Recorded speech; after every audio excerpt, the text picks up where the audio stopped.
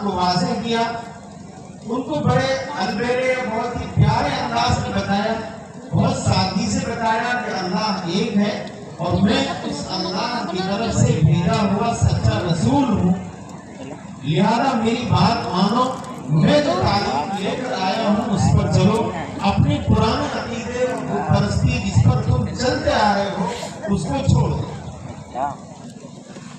مدینہ منورہ کے ان لوگوں نے آپ علیہ السلام کے مبارک ہاتھ پر اس اسلامی عقیدے پر بیعت کی۔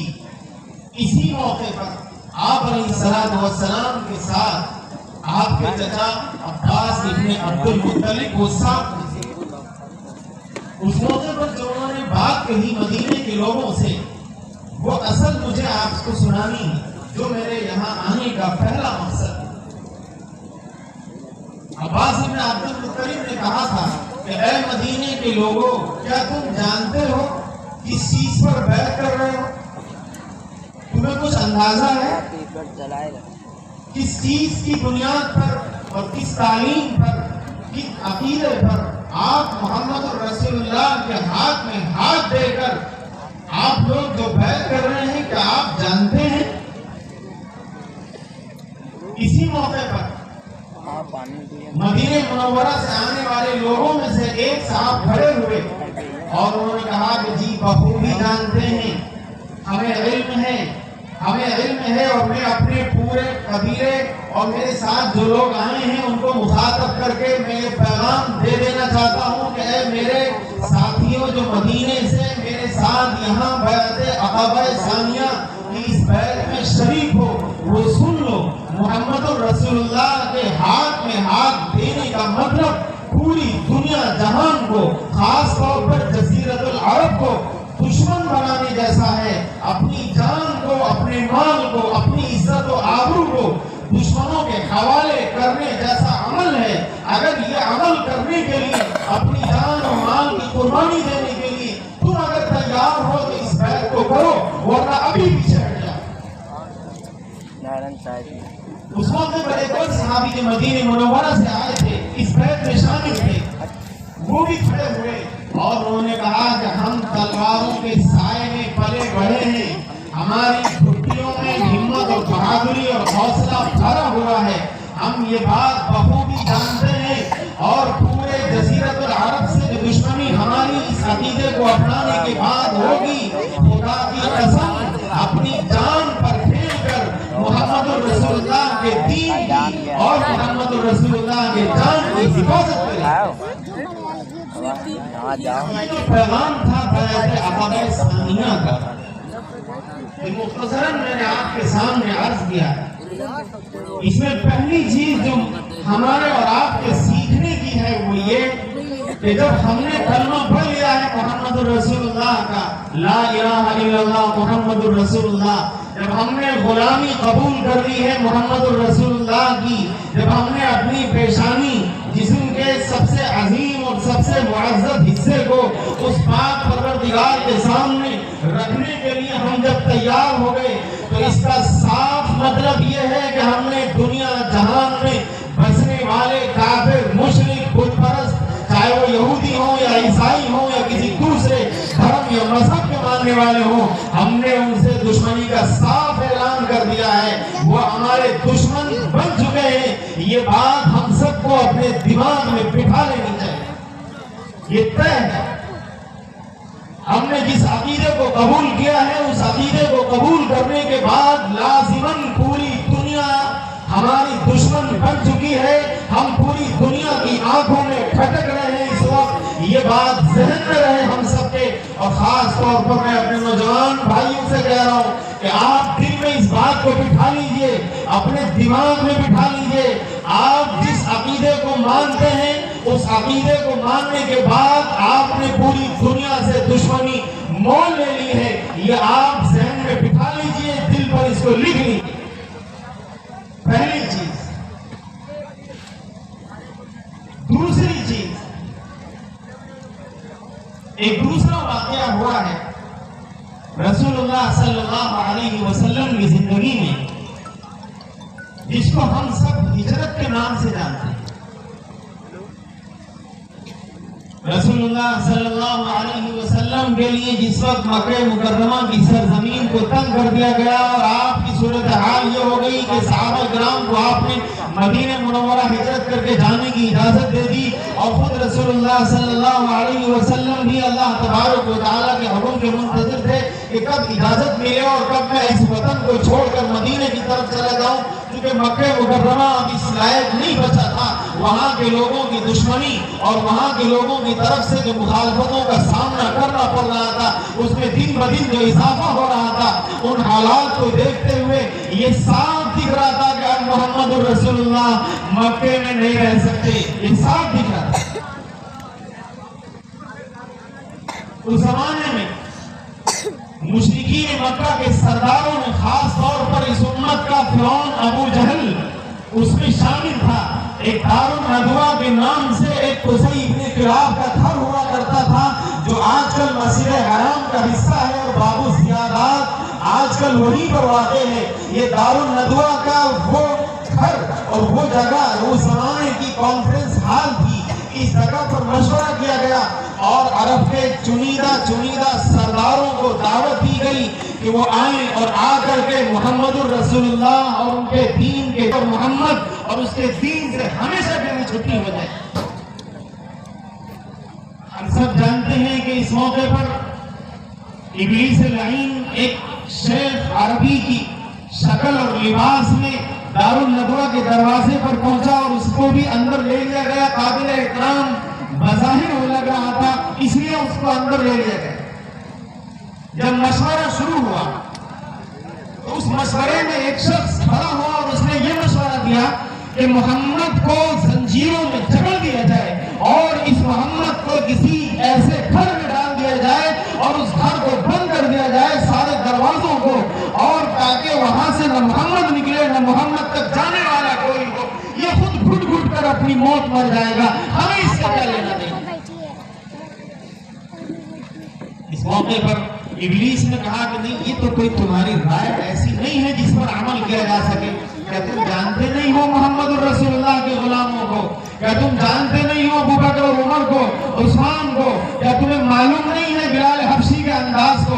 کیا تم جانتے نہیں ہو دوسرے صحابہ کرام جو محمد کے ساتھ دینے والے ہیں، وہ اپنی جان کا نذرانہ پیش کر کے، اپنی جان کی قربانی دے کر کے محمد الرسول اللہ کو یہاں سے چھڑا کر کے لے جائیں گے، اور پھر اس کے بعد یہ صورتحال ہوگی؟ کیا تمہیں اس خطرے کا اندازہ نہیں؟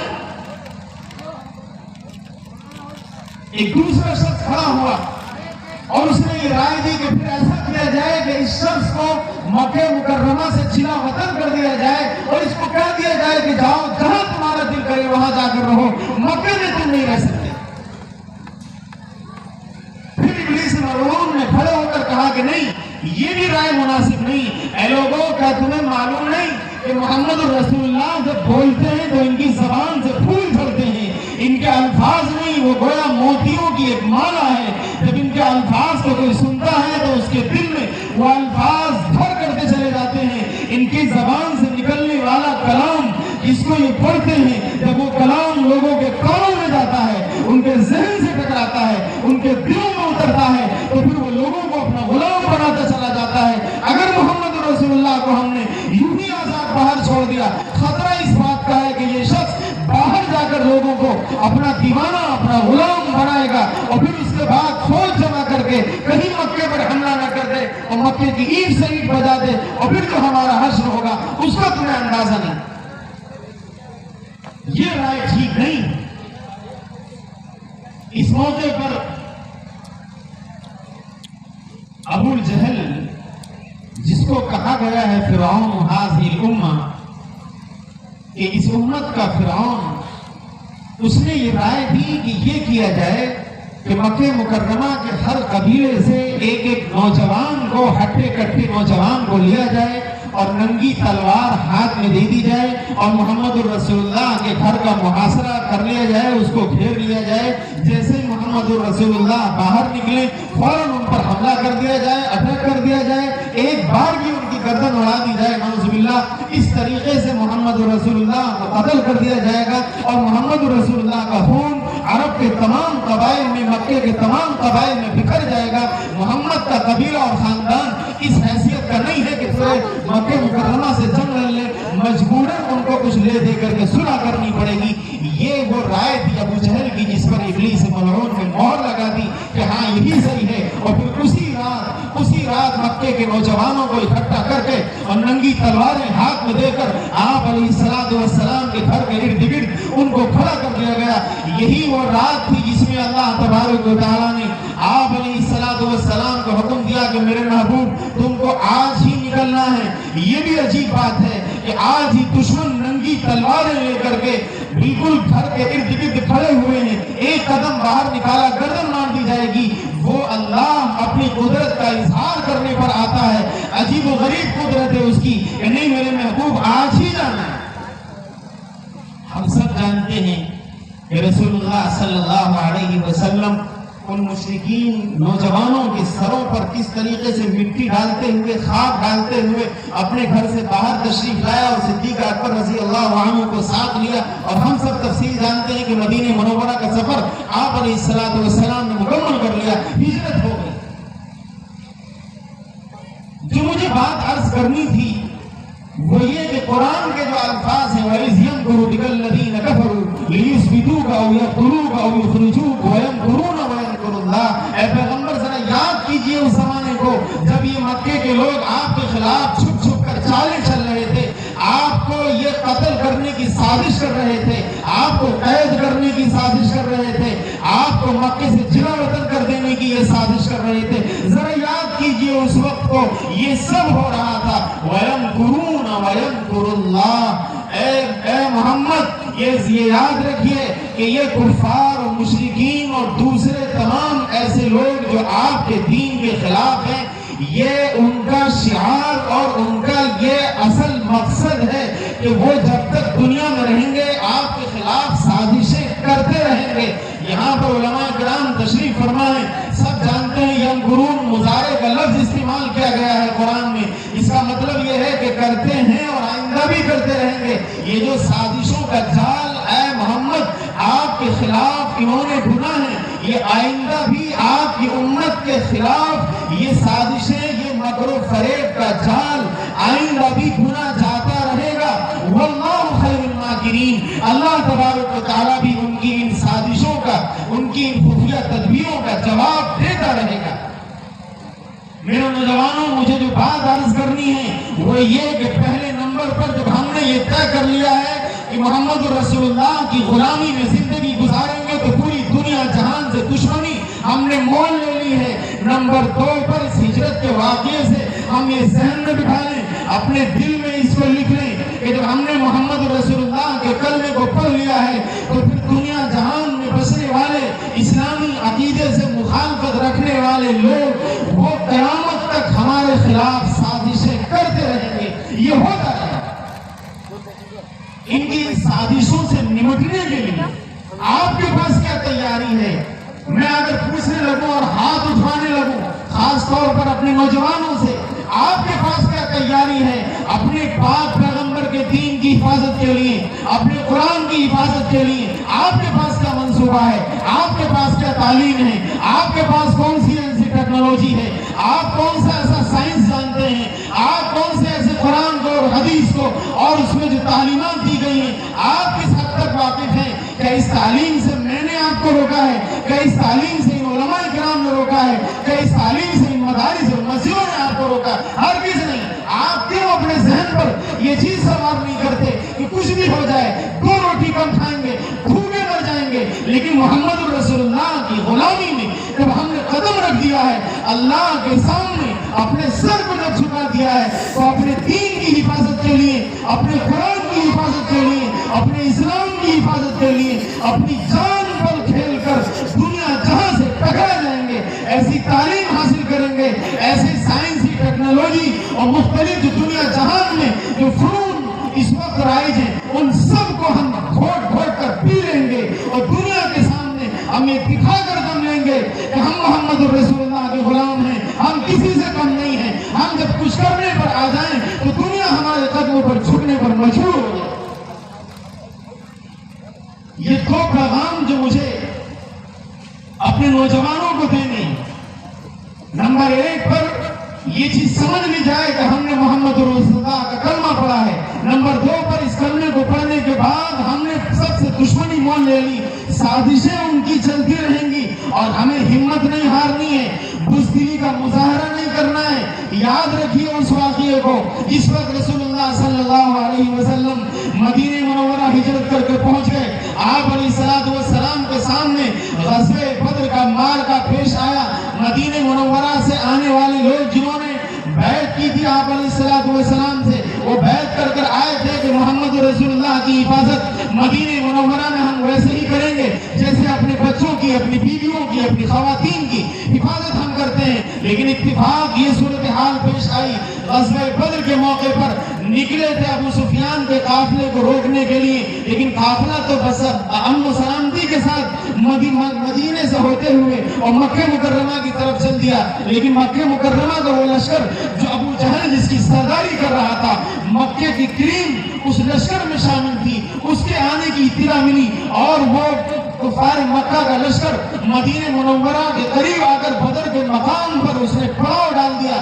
محمد رسول اللہ کے سامنے یہ مشکل سامنے آئی کہ اب کیا کیا جائے۔ مدینے کے لوگوں سے بیعت کے موقع پر جو معاہدہ ہوا تھا وہ تو یہ ہوا تھا کہ مدینے کے اندر رہ کر کے ہم آپ کی حفاظت کریں گے، لیکن آج تو باری مدینے کے باہر جا کر کے مقابلہ کرنے کی ہے، اب کیا کیا جائے۔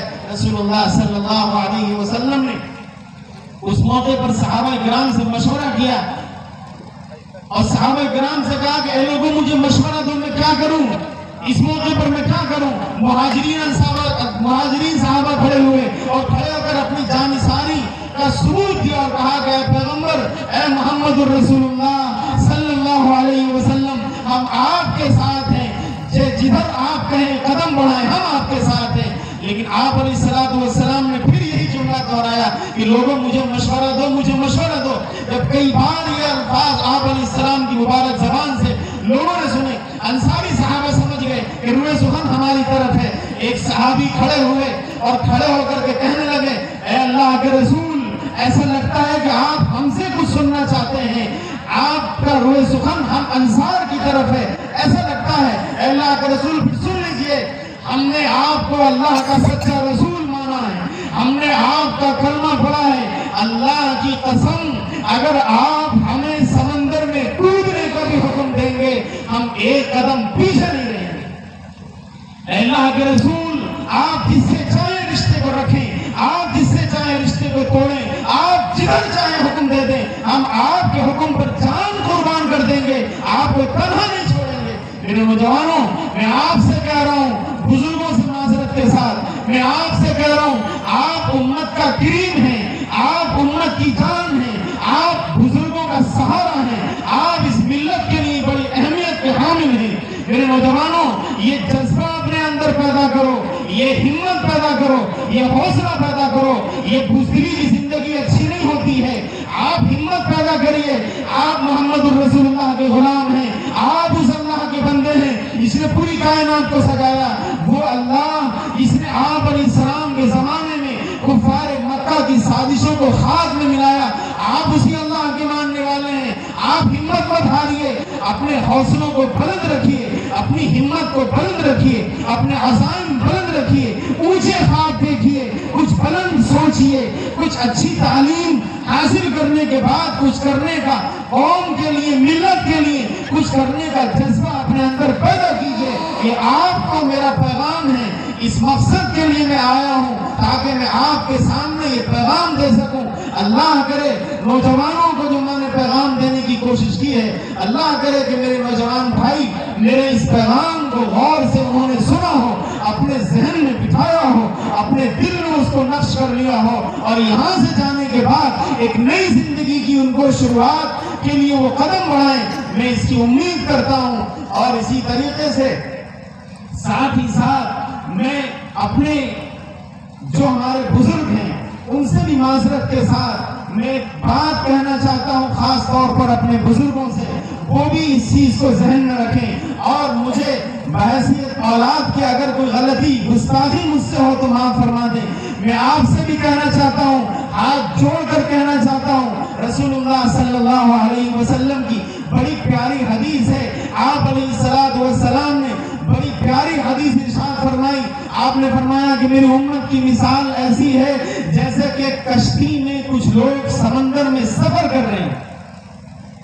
کشتی میں جیسا کہ کچھ لوگ سفر کر رہے ہوں اور وہ کشتی ایسی ہو کہ کشتی کی 2 منزلیں ہوں, ایک منزل اوپر ہے, ایک منزل نیچے ہے, منزلیں 2 ہیں. کشتی میں سوار جو لوگ ہیں وہ سمندر کے اندر سفر کر رہے ہیں. اب صورتحال یہ ہو جاتی ہے کہ اوپر کی منزل میں جو لوگ سوار ہیں ان کے پاس پانی موجود ہے, لیکن جو نیچے کی منزل میں جو لوگ سوار ہیں ان کے پاس پانی موجود نہیں ہے. آپ نے فرمایا کہ یہ نیچے کے لوگ پانی لینے کے لیے اوپر والوں کے پاس جاتے ہیں اور جا کر کہتے ہیں کہ بھائی ہمیں پانی دے دیجئے, پانی ہمارے پاس ختم ہو گیا ہے, اور بغیر پانی کے ہم سب جانتے ہیں اس کی زندگی نہیں چلا کرتی. آپ نے فرمایا اگر اوپر والوں کا دماغ نہیں خراب ہوا ہے, اوپر والوں کو دماغ کو کینسر نہیں ہوا ہے, تو یہ نیچے والوں کو فوراً پانی دے دیں گے. اگر پانی نہیں دیا اور نیچے کے لوگوں نے آ کر کے کشتی میں سوراخ کر لیا, کیونکہ پانی کے بغیر زندگی نہیں چل سکتی, ان کو زندگی چلانے کے لیے پانی کی ضرورت تو بہرحال پڑے گی, اب اس کے علاوہ کوئی راستہ نہیں ہے کہ اوپر والے یا تو پانی دے دیں, یا اگر پانی نہیں دیتے تو نیچے والے آ کر کے نیچے کے حصے میں کشتی میں وہ سوراخ کر لیں, اور اگر سوراخ کریں گے تو سمندر سے پانی آئے گا, کشتی میں پانی بھرے گا, اور جب کشتی میں پانی بھرے گا تو اس وقت پوری کشتی ڈوبے گی. اس کشتی میں یہ نیچے والے یہ اوپر والے دونوں منزلوں میں جو سوار لوگ ہیں دونوں ڈوب جائیں گے, دونوں مر جائیں گے. اس وقت کی جو صورتحال ہے انسانی کشتی میں, سوراخ ہو رہے ہیں, سوراخ ہو چکے ہیں. یہ جھوٹ بولنا ایک سوراخ ہے, یہ زنا کرنا یہ ایک سوراخ ہے, یہ گندی نظر کسی کی ماں بہن بیٹی پر ڈالنا یہ انسانی کشتی میں سوراخ ہے, یہ سود کھانا یہ انسانی کشتی میں سوراخ ہے. یہ نوجوانوں کا اس طریقے سے مغربی تہذیب اور کلچر میں ڈھل کے چلے جانا, یہ لمبے لمبے کڑے کا پہننا, یہ پینٹوں کا اپنی کمر سے نیچے لے آنا, یہ لمبے لمبے بال رکھ کر چہرے سے مبارک سنت کو صاف کر دینا, یہ انسانی کشتی میں سوراخ ہے.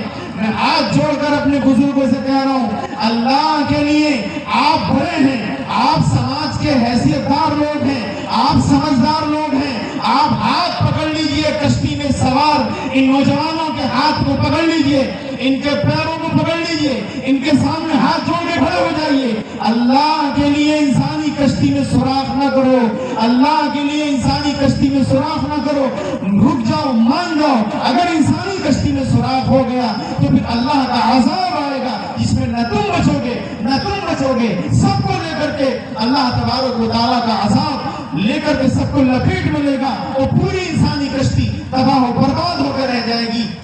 اس لیے میں درخواست کروں گا اپنے بزرگوں سے, اپنے علماء کرام سے کہ آپ ان نوجوانوں کے پیروں کو پکڑ لیجئے, ان کے دلوں پہ دستک دیجئے, ہاتھ جوڑ کے کھڑے ہو جائیے.